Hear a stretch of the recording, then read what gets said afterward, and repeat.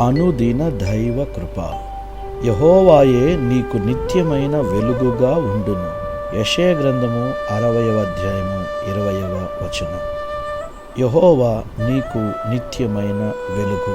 నీ జీవితము అంధకారమయముగా ఉన్నదనుకున్నప్పుడు, ఏమి తోచని పరిస్థితిలో నాకు మేలు జరగడానికి ఏమున్నది, నాకు ఆధారం ఎవరున్నారు, నాకు వెన్ను తట్టి నడిపించేవారు లేరు అన్న బాధ, వేదన నీలో ఉన్నప్పుడు ఈ మాటను గుర్తు చేసుకో.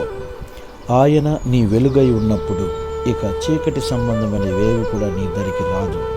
ఆయనే నీ తోడు, ఆయనే నీ అండ, నీకు వెలుగిచ్చువాడు, నిన్ను వెలిగించువాడు గనక ధైర్యముతో పట్టపగలు పనికి ధైర్యముగా వెళ్ళినట్టుగా నీవు నీ యొక్క సంకల్పము నెరవేర్చుకొనడానికి ముందుకు వెళ్ళు. ఆయన వెలుగు నీ మీద ప్రకాశించుచున్నది, నిత్యమైన వెలుగుగా నీకు ఉంటుంది. ఈరోజు ప్రభు నీకు అన్నిటిలో జయమును అనుగ్రహించునుగాక. God bless you.